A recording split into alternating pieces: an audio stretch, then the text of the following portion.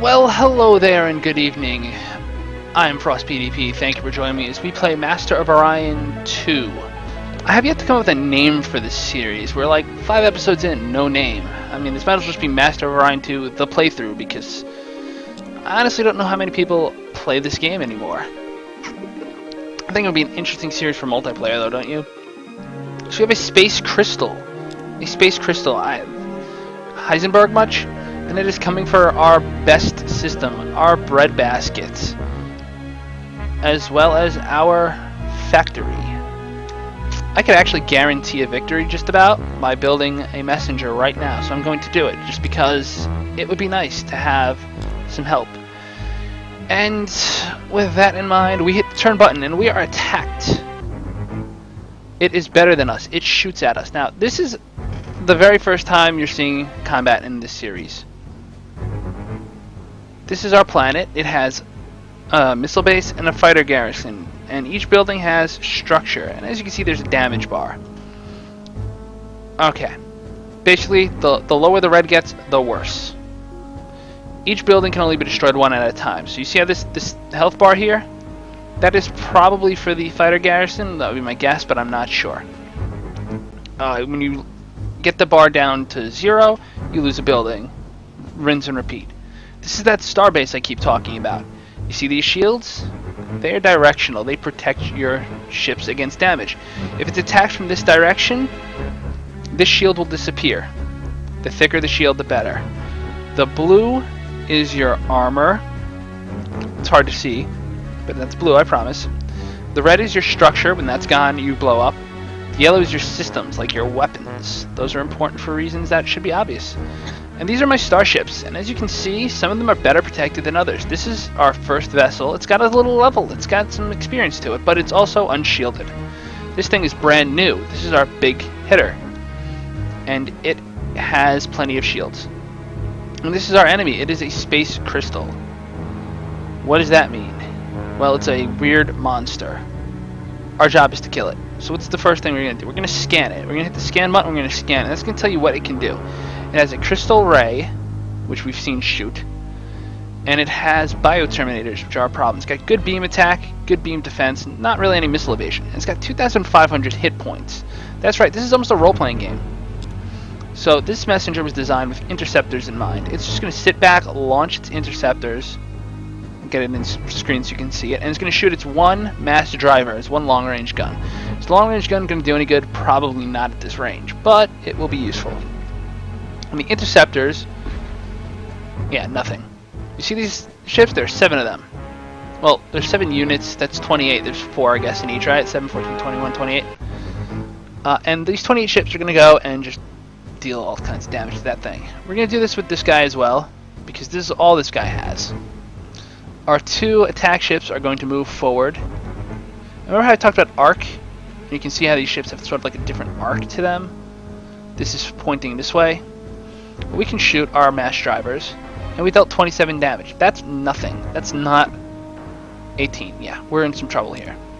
We have to really hope that this planet does a lot better. This planet also shoots interceptors, and it also shoots missiles, and it's got 125 shots worth of missiles.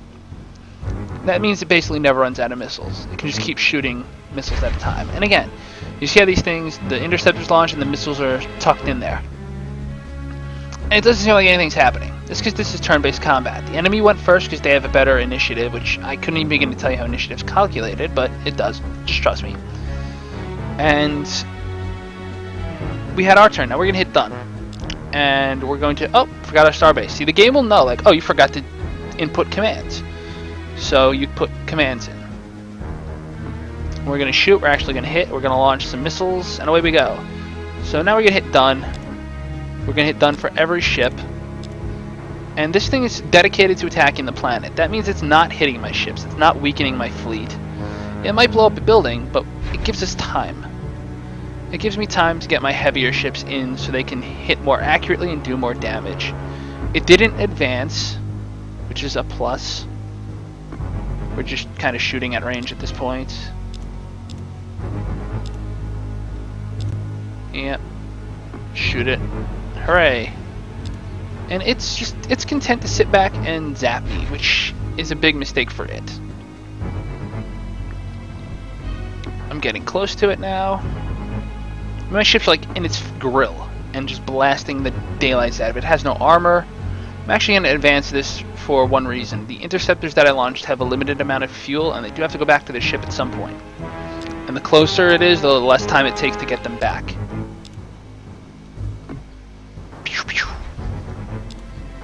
So the missiles are starting to hit, and you can see that we're actually dealing damage. Our interceptors, our missiles, they all are credible damage-dealing threats to this thing. Not particularly effective ones, but they are useful. Believe it or not, buildings are easier to rebuild than ships are, so I'm content with him just blasting my planet away. See all that damage done? 100, 200. Now this thing's getting chipped away. Now we're winning. I'm going to actually put it on auto battle, which is the thing in this game, even though it's probably a mistake. Let's see what happens. You see how much damage we're dealing this guy? He's toast. This crystal is dead meat. Oh, he shot my ship. He's also dead. We don't get anything for that. We just didn't lose a planet or any vessels whatsoever. So that's a plus. That's a huge plus. We're going to build a pollution processor because we don't want pollution. And that's a different planet. I want that missile base. I just want it. So we're over our command limit again, but I'm not too worried about that. We're going to do something a little scummy. We're going to go into their territory. Have we been to them in? We have. We can see how their planet is. You know what? There's no rule saying we have to be the good guys here. We're scouting them out. Well, we don't like what we see. They have a star base. That would be pretty tough to deal with. And she's saying, haha, she's threatening us. Give us biospheres. We're going to attack you. Did you declare against us or no? No, you did not. Right? You didn't declare on us, did you? No, you're just mad at us. Wah, wah, wah. Well, we are jerks. And by them demanding biospheres, it tells us exactly where their technology level is. For all that they might have, they don't have nearly enough to really defeat us. We have a missile base done. And we're just going to build colony ships. 2 colony ships.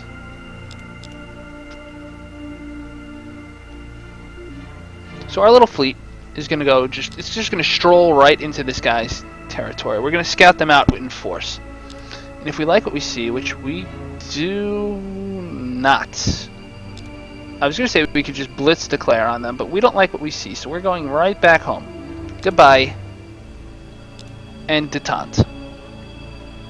I'll keep an eye on this. These guys are at war with someone we can't see. If we start seeing orange planets disappear, that's a good sign we need to declare. We need to eat them before they get eaten. Research lab, biospheres, hydroponic farm, go.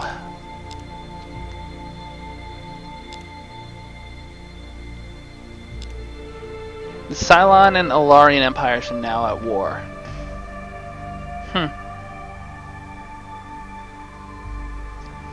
Can I scout? I know their capital is going to be pretty well defended. I can't... The advantage of a blitz war as a telepath is you can just... As long as you can clear the skies above a planet and render it defenseless, you can conquer it. However, I don't think we have the necessary skills to pull that off.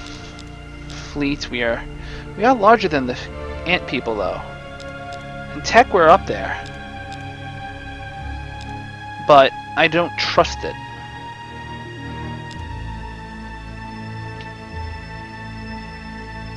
Yeah, it would take a long time to build anything. We're just gonna put trade goods on for now. I mean, we have entire planets dedicated to research now, which is a nice thing to have.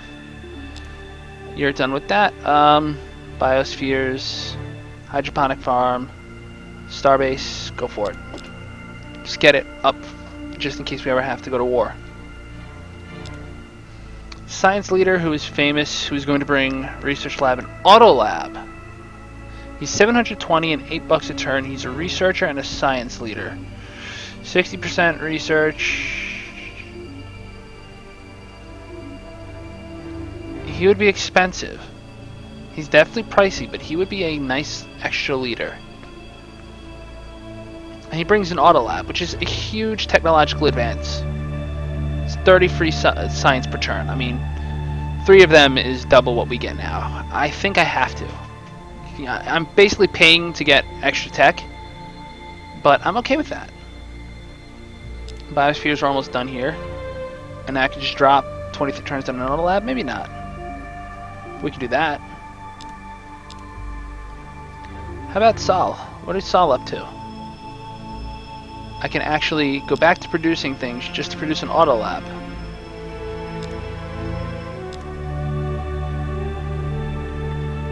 And here, I can go back to producing things just to produce an auto lab. And these auto labs all pay for themselves. Speaking of paying for itself, are there any planets that I would really, really want to invest in?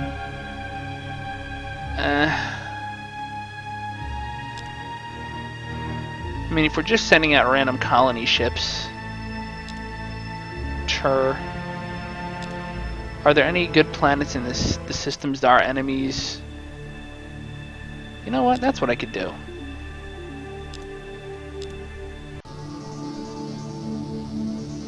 Yeah, all of a sudden everyone wants to be our friend. Now we have a good look at what their technology level is. They have the planetary supercomputer. That's bonus research. That's a problem. Soil enrichment is neat because, you know, bonus farming. Terraforming is an actually very nice technology for population growth. I'm gonna hold on to it. I don't want that. Well, I should probably get something for it before I get spied to death, right? Because I know I'm going to be. In fact, I know I'm going to be spied so badly I'm going to start building spies.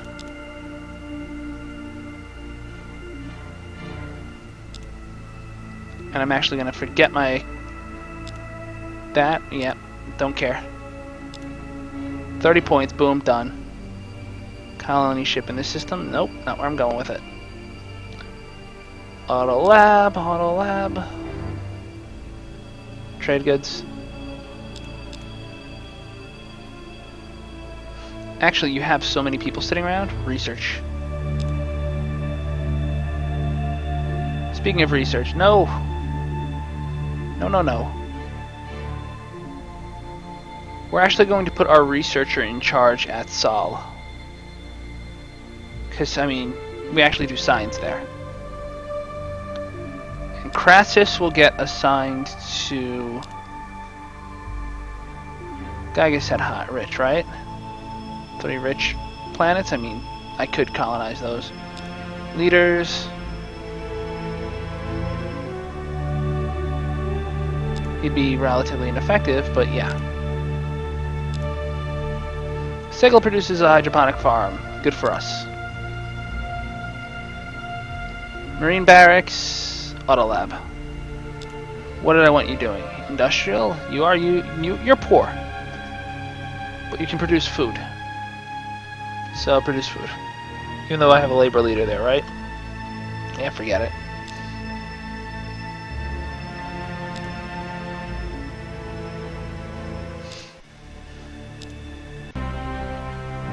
Hollow simulator, and now we are in the tech game again. Soil enrichment is awesome to have, so advanced biology it is, and that will be done in 5 turns. That auto lab stuff makes a huge difference. We're really doing a lot better now. And now that we're finishing auto labs up, I can start telling our people, okay, build a hollow simulator, build a supercomputer. Make our country better, as opposed to just building crap. We are starting to run up against a deficit again, but that's okay. Have any of our potential enemies gotten weaker? Microbiotics boosts population growth rate. Telepathic training makes spirals better. Alien management, that's not really important. Diplomatic stuff, I don't like diplomatic stuff just because it makes it feel like you're gaming the game. I don't know. Does that make sense? Probably not. Advanced damage control is useful. All of this stuff is like cute. I gotta go with this. But we will research more things in our next episode. Until then, thank you for joining me. I am Frost PDP, and as always, La Paz.